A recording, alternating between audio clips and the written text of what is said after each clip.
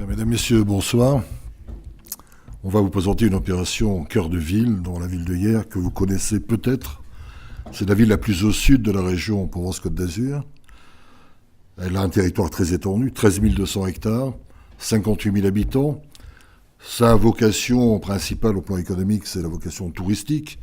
100 km de littoral, les 3 îles de Porquerolles, Porquerolles et le Levant, la presqu'île de Gien. Et pourtant, la ville est née 4 km, 5 km à l'intérieur, au bord du château des Comtes de Provence et autour d'une cité médiévale dont nous sommes très fiers aujourd'hui, mais qui a été pendant longtemps davantage une zone urbaine sensible, abandonnée, rue défoncée, façade abîmée, rien de réhabilité, les bas d'immeubles squattés ou murés, et une économie souterraine, bien sûr, en plein développement.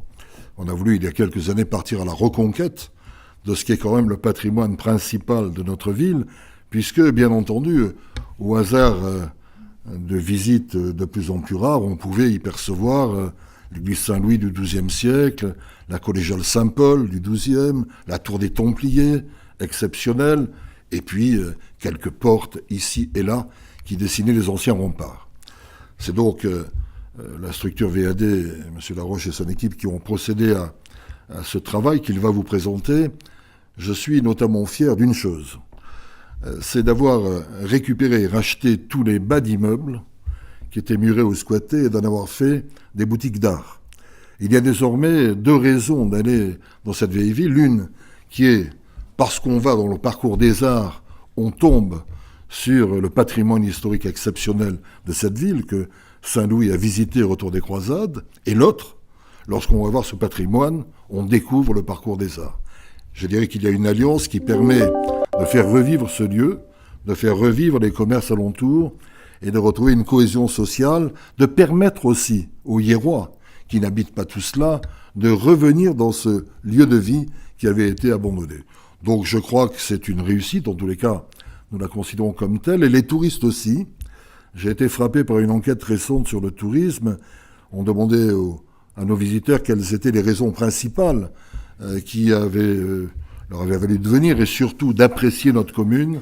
Et désormais arrive au même rang la dimension balnéaire et littorale et la vieille ville. Donc je crois que c'est le témoignage que ce n'est pas un échec total. Et je vais laisser M. Laroche développer. Merci Monsieur le maire, bonjour à tous. Donc effectivement, comme l'a indiqué Monsieur le maire, quand l'opération a commencé au milieu des années 90, le centre ancien de Hyères était dans un état très très dégradé et abandonné au niveau des immeubles, de l'espace public. C'était un lieu même assez mal famé par endroits, très loin des images de cartes postales que l'on peut avoir de la zone littorale. Donc il y a eu une vaste opération qui a démarré, mais qui a surtout été sur l'angle de l'habitat au début, pendant de nombreuses années, sur la réhabilitation de tout ce parc d'immeubles avec des opérations sur les façades, sur les intérieurs, à travers des opérations que vous connaissez sans doute, qui sont des OPA, des opérations programmées d'amélioration de l'habitat. Et puis au fil du temps, cette opération elle a pris une vraie dimension de renouvellement urbain, et surtout depuis 5 ou 6 ans où vraiment on intervient sur tous les aspects d'une requalification urbaine, toujours sur le patrimoine bâti, mais aussi sur le cadre de vie urbain, sur effectivement l'animation des pieds d'immeubles, de remettre l'habitant vraiment au cœur des préoccupations, et surtout d'avoir une approche sur ce patrimoine architectural historique qui est remarquable, mais qui était assez peu valorisé jusque-là et qui est pourtant un atout exceptionnel pour la ville. Donc on va essayer d'être très synthétique, mais on s'est beaucoup retrouvé dans les critères d'art urbain, puisque effectivement, je disais, on cherche à mettre l'habitant au centre des préoccupations, des actions, de ce qui a été mené, qu'on va vous présenter rapidement, et aussi d'avoir une volonté de durabilité et de respect de cet environnement qui est remarquable sur le plan architectural et historique, on l'a dit, mais aussi sur le plan végétal, parce que Hyères est un microclimat. C'est là qu'a commencé le tourisme sur la Côte d'Azur il y a déjà pas mal de temps, mais avec la ville climatique. Donc, Premier grand volet, la qualité architecturale. Bon, on la traite à travers d'abord une application très stricte des règles d'urbanisme, puisqu'on est dans un site patrimonial remarquable, une ex-ZPPAUP. Tous les dispositifs incitatifs qui sont mis en œuvre pour la requalification du cadre bâti appliquent très strictement ces règles-là. On a une architecte du patrimoine dans notre équipe. On travaille bien sûr avec les Bâtiments de France, avec la Fondation du patrimoine. On a mis en place une signalétique patrimoniale récemment qui permet de créer des parcours, de mieux faire connaître ce patrimoine remarquable. Et puis une action très forte sur ce cadre bâti. Un exemple parmi tant d'autres d'immeubles, vous voyez en haut à gauche, très dégradés, insalubres, des planchers qui s'effondrent, des logements insalubres occupés et une partie vacante et complètement réhabilités aux normes modernes avec un ascenseur, tout en respectant un cadre bâti.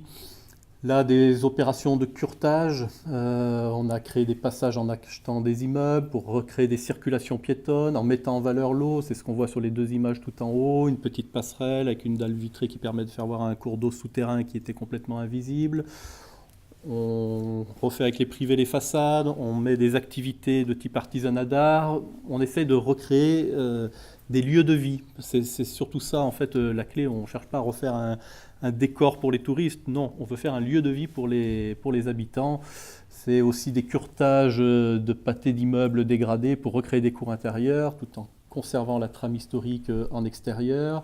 C'est valoriser, comme la photo du bas, des rues avec des restaurants, en projetant des éléments lumineux au sol qui sont les fleurs coupées locales de Hyères, qui est très réputée pour son horticulture. On essaye à chaque fois de remettre en avant l'identité des lieux et de la ville. Un gros travail sur les portes historiques. À l'occasion de ces 40 locaux qu'on a aménagés sur ces 3 dernières années pour y mettre des artisans d'art, on a pu remettre en avant des éléments de patrimoine, réouvrir des baies qui avaient été obstruées, remettre en avant des pierres de taille. Bon, je passe rapidement, on n'a pas le temps, on pourrait en parler des heures. Voilà, des photos avant, après, de lieux, avec aussi vraiment une volonté de végétalisation avec effectivement des plantes méditerranéennes qui nécessitent pas trop d'eau. La collégiale Saint-Paul, entièrement réhabilitée. Son lavoir, la place de Vence, c'est tous des éléments qui ont été aménagés là, sur ces 2 dernières années, avec un escalier urbain de liaison qui relie la place et ce jardin en contrebas qu'on voit sur la photo aérienne, avec une transparence. Il y a eu un gros travail avec les Bâtiments de France, avec les associations de quartier, un lavoir remis en eau, réouvert au public, avec des cartes postales anciennes en lavé-maillé incrustées au sol. Et c'est des lieux qui parlent beaucoup aux Hyérois, qui sont vraiment heureux, quand on discute avec des anciens, de redécouvrir des lieux qui étaient, ce lavoir, il était fermé depuis 25 ans au public. Et ça fait plaisir de voir comme ça fait plaisir notamment aux plus anciens de pouvoir repénétrer dans ces lieux. Bon, quelques photos avant-après, je suis désolé, je suis obligé de passer rapidement compte tenu du timing général. Deuxième grand volet, la qualité de vie sociale. On a vraiment la volonté que ces lieux soient vécus. Là, on voit une galerie d'art qui a été construite sur un délaissé urbain et qui est un petit peu l'emblème de ce parcours des arts. Au niveau de la place centrale de l'humain dans le projet, c'est bien sûr dans les réhabilitations d'immeubles, et on met l'accent particulièrement sur les logements et immeubles dégradés, avec un fort accompagnement des occupants dans le cadre des relogements temporaires ou définitifs selon les cas, des copropriétés. Je suis obligé de passer un peu vite, mais si par la suite il y a des questions, on pourra développer tel ou tel point. Et bien sûr, dans tout le schéma d'aménagement urbain qui est décliné depuis plusieurs années, chaque place, chaque avenue a pour but d'être un lieu de rencontre. On a à chaque fois une logique d'animation des pieds d'immeubles. On y installe des restaurants, on élargit des trottoirs pour des terrasses, on y met des ateliers d'artistes. On cherche vraiment à en faire des lieux de vie. Une très forte concertation aussi avec la population, avec les associations de quartier en amont des projets, dans leur élaboration, et pendant toute la durée des chantiers, parce que hier, c'est un centre ancien, très contraint, très historique, et tous ces chantiers menés en même temps, ça nécessite une coordination très très forte et qui ne peut se faire qu'avec la complète adhésion des habitants. On bouleverse beaucoup les habitudes pendant tous ces chantiers, comme celui-ci par exemple qui est en train de se terminer, qui va être terminé début février, qui est une grande place publique au cœur de la ville qui était un lieu complètement délaissé avec des problèmes structurels, il y a un parking en dessous, il y avait des problèmes de sécurité, et là on a un lieu de vie magnifique où il va y avoir des kiosques avec des terrasses, des jets d'eau et un lieu pour des manifestations, pour des rencontres, et ça va être un projet majeur qui avec aussi un architecte international, mévarois, qui est Rudy Ricciotti.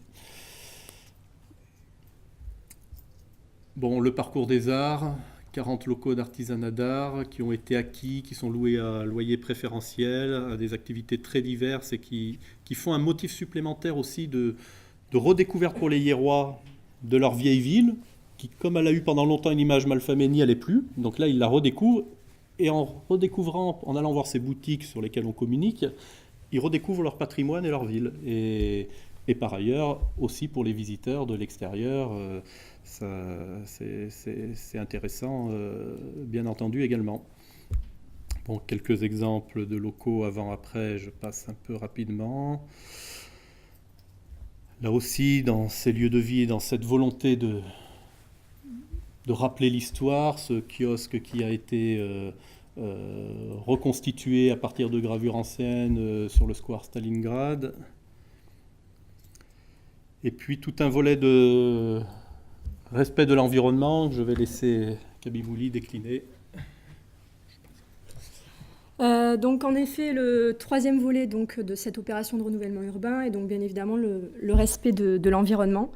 Dans le cadre de l'opération programmée d'amélioration de l'habitat, donc en effet de réhabiliter des logements en veillant à ce qu'ils soient le moins énergivores possible et une finalité essentielle. Dans ce cadre-là, dans le cadre de notre équipe pluridisciplinaire, donc il y a un thermicien qui intervient et qui réalise des études thermiques avant et après travaux qui permettent de veiller à ce que les logements subventionnés soient des logements qui soient performants énergétiquement, tout en associant les prescriptions architecturales du SPR.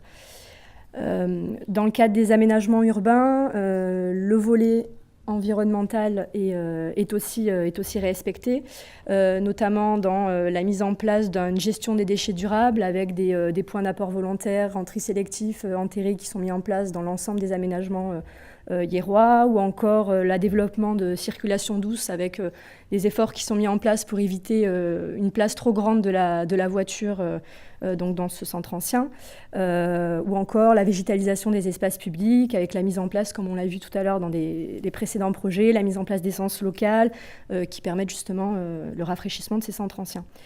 Et enfin, des réinvestissements de friches urbaines ou autres. Donc pour conclure, cette opération Cœur de Ville est une opération de renouvellement urbain qui est une opération globale, qui vise à la fois à intervenir sur l'habitat, sur les rez-de-chaussée d'immeubles, sur les espaces publics. Et tout ça, donc cette approche transversale permet donc d'appréhender la ville dans sa globalité et d'en permettre la revitalisation. Merci.